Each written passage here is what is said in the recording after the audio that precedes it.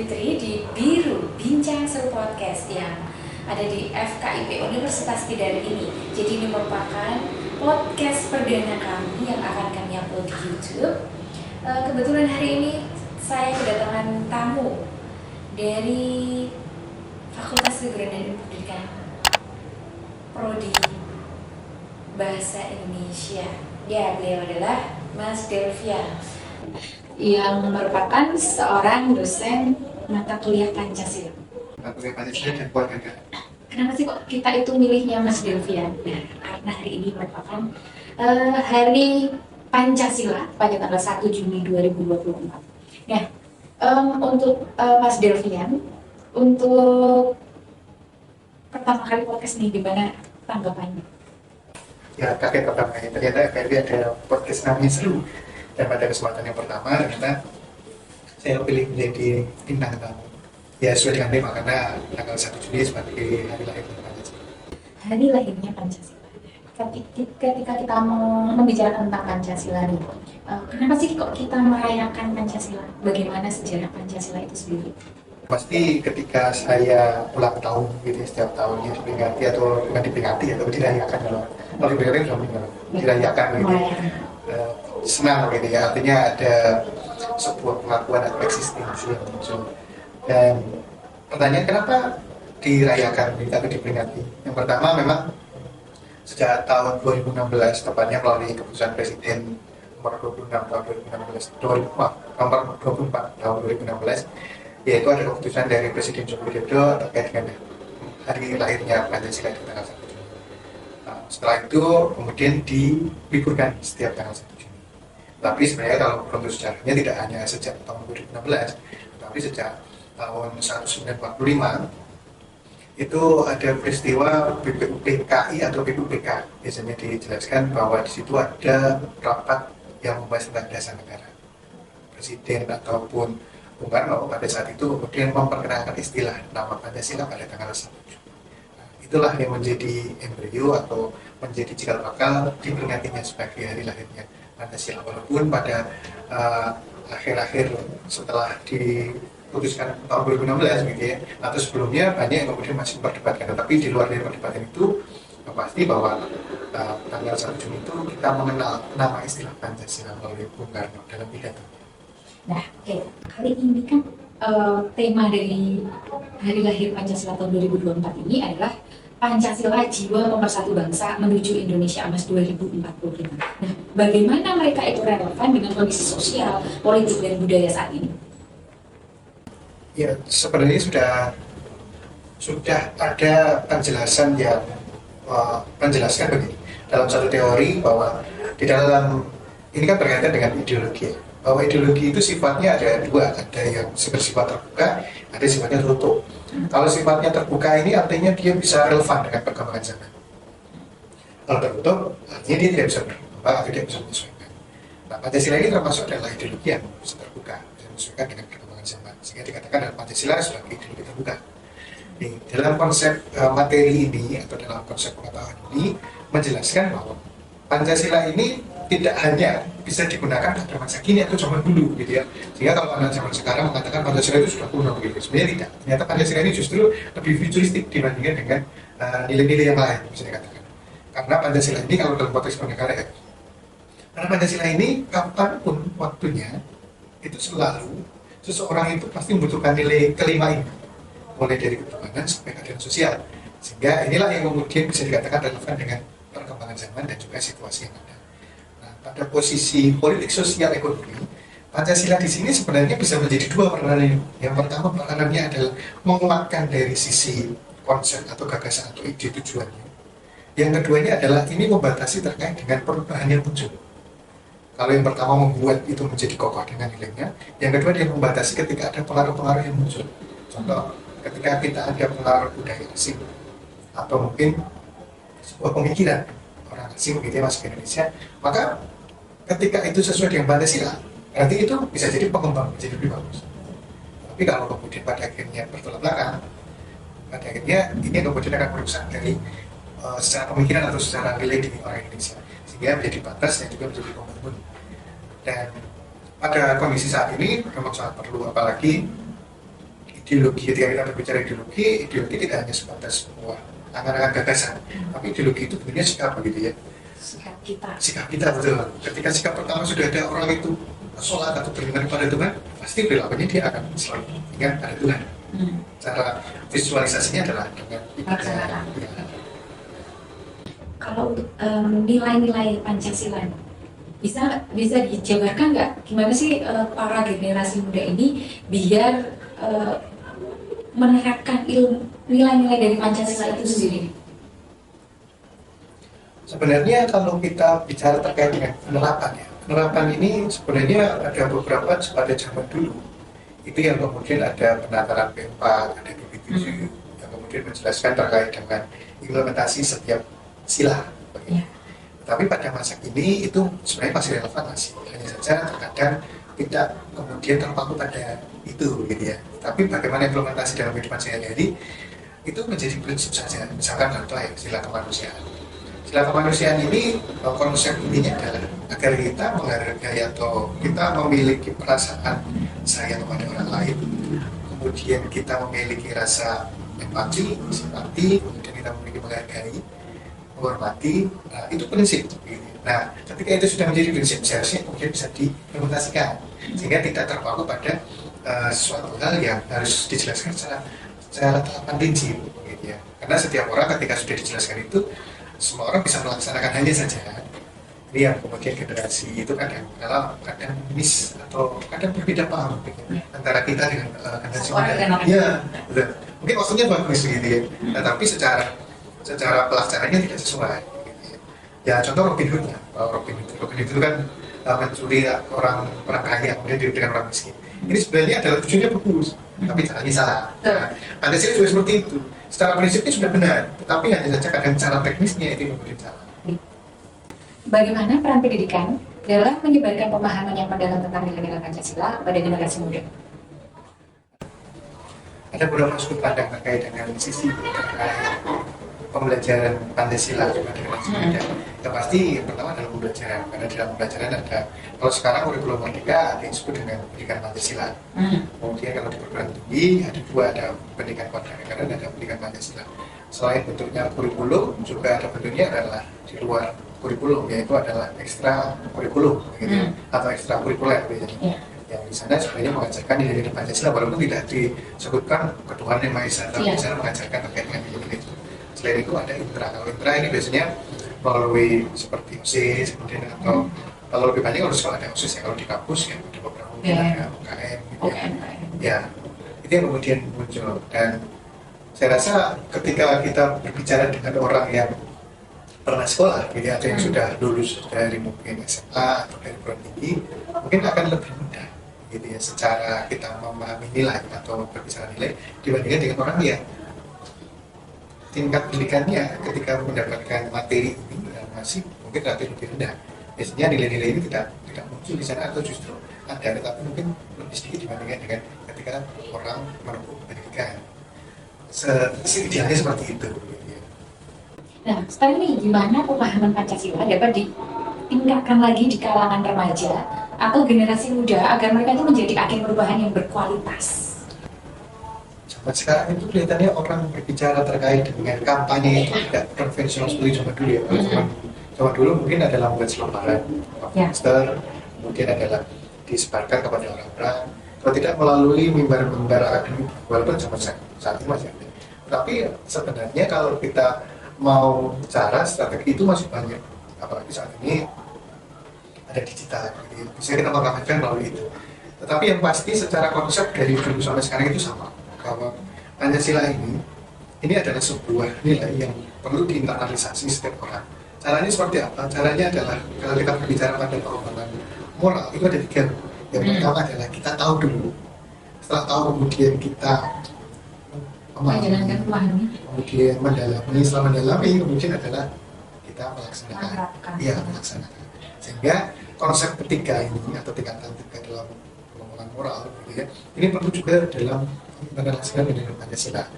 Tahu nih di sekolah atau di perguruan tinggi sudah dijelaskan, tetapi harus dipercaya, harus sudah dipahami mendalam gitu ya, kemudian baru dilaksanakan. Sehingga pada akhirnya nanti luarannya atau aktivitasnya nanti strategi beragam, misalnya dia, bisa mungkin adalah aktivitas sehari-hari, bisa jadi mungkin adalah membuat aktivitas yang mungkin dengan bermain dan sebagainya. Dan saya rasa ini akan lebih mudah, apalagi yang menarik pada masa saat ini itu adalah dengan film. Wah, ini film. Contoh saja, kita sebenarnya bukan membahas tentang film ini, tetapi ingin membahas bahwa dengan adanya film, ternyata kampanye itu lebih banyak orang membicarakan. Contoh misalkan sebelum pemilu ada Objective One, itu banyak membicarakan. Setelah itu ada film final, banyak membicarakan. Mungkin perlu juga dibuat film begitu ya, yang situasinya bisa berbentuk komedi, lagi booming gitu ya. Tetapi dalam kemasan masih berhubungan dengan Pancasila, misalkan. Gitu ya. Itu mungkin menurut saya, yang saya pada saat ini lebih mudah orang itu menerima dibandingkan ketika kemudian harus membaca buku, kemudian mendengarkan ceramah dosennya. Ketika mendengarkan ceramah dan baca buku mungkin agak membosankan gitu ya. Tapi kalau dengan dia membuat, saya misalkan untuk dia melihat sebuah karya sastra atau karya seni, itu akan mempermudah setiap orang bisa menerima, semua kalangan bisa menerima. Nah, kan tadi membicarakan tentang apa sih yang bisa dilakukan oleh generasi muda untuk menerapkan nilai-nilai Pancasila dalam kehidupan sehari-hari? Oke, apa yang bisa dilakukan atau bisa diperlukan? Yang dilakukan anak muda zaman sekarang apa? Yang menjadi catatan atau pesan saya kepada tidak hanya kepada orang muda, tetapi khususnya adalah mahasiswa. Kalau tidak bisa membahagiakan orang tua, jangan pernah membebani orang tua. Asik, ini sangat relate untuk saat-saat ini ya. Kemudian kalau tidak bisa berpartisipasi penuh atau fokus pada negara, jangan membuat masalah pada negara. Sehingga menjawab pertanyaan tadi adalah yang bisa kita lakukan saat ini, ya kita lakukan dengan semaksimal mungkin. Misalkan saya sebagai seorang dosen, pasti terbatas kewenangannya tidak kemudian seperti orang yang memiliki perawatannya, tidak sama seperti pemangku kebijakan seperti mungkin pemerintah atau pimpinan rektor sampai dekan misalkan gitu ya. Sehingga yang bisa saya lakukan ya saya lakukan, misalkan mengajar dengan yang memperhatikan nilai Pancasila, ada seadilnya. Kemudian ketika ada orang mahasiswa izin, ya kalau itu memang benar-benar bukan bisa ya kita berikan gitu ya. Ketika memang tidak bisa ujian karena mungkin halangan sakit atau kecelakaan atau hal yang lain yang itu sekiranya adalah menjadi bencana ya, bukan karena tidur kesiangan atau itu atau bangun kesiangan, maksud saya kemudian pada ini kesusulan ya, itu mungkin berbeda soal ya. Tapi yang pasti itu menjadi sebuah hal yang perlu kita lakukan dengan semampu kita, apalagi mahasiswa terbatas kekuasaannya, kewenangannya, perannya ya juga terbatas juga. Tetapi di terbatasnya itu adalah ketika kita bisa menggunakan kesempatan itu dengan baik, semua orang memiliki peranan yang berbeda atau peran yang berbeda, tetapi memiliki usaha yang sama dalam mewujudkan nilai Pancasila itu bisa dilakukan. Contoh sebagai mahasiswa ya mungkin ini suatu hal yang klasik ya, belajar dengan rajin begitu. Tapi itu sebenarnya suatu hal yang memang seharusnya dilakukan dengan yang baik begitu ya, karena ini dengan nilai Pancasila apalagi berhubungan dengan diri. Tadi ketika kita itu tidak bisa membantu negara gitu ya, jangan kemudian itu membebani. Setidaknya ketika tidak bisa membantu ya jangan membebani. Ya, ketika tidak bisa terlalu banyak berkontribusi, apalagi tidak yang kita bisa lakukan kita berikan gitu. Sehingga tadi kalau kita mampunya adalah belajar dengan giat, kemudian adalah itu yang bisa kita lakukan saat ini, kita lakukan maksimal gitu. Dan ada banyak sebenarnya, mungkin selain sisi itu juga saya rasa terkait dengan persoalan masalah ini ya, kesempatan ya. Ini mungkin agak di luar dari pembicaraan ini, tapi ini menarik ketika bicara. Contohnya begini, pilihan hari ini itu akan berubah, pilihan akan datang itu pasti. Pilihan itu akan bawa konsekuensi. Dan konsekuensi itu bukan pilihan, tetapi itu adalah sebuah timbal balik dari unsur pilihan. Ketika saya mengutip salah satu komika yang mengatakan, oke, ketika pilihannya saat ini adalah sering nonton film, gitu ya, maka ini akan mempersulit pilihan di masa akan datang. Karena otomatis di masa akan datang ketika tidak mungkin seorang mahasiswa itu kemudian akan selamanya menjadi mahasiswa, pasti namanya akan berubah, akan bekerja. Sehingga ketika besok bekerja, otomatis ketika kompetensi waktu kuliah ini tidak dilatih, tidak dikembangkan, otomatis pilihan pekerjaan nanti akan semakin lebih terbatas. Sehingga itu akan menentukan konsekuensi di masa akan datang. Dan tadi konsekuensi bukan pilihan, tapi konsekuensi adalah hasil yang dari yang apa mereka pilih. Sehingga kalau saya katakan adalah berpintar-pintarnya kesempatan yang saat ini digunakan maksimal, karena itu akan membuka peluang di masa akan datang.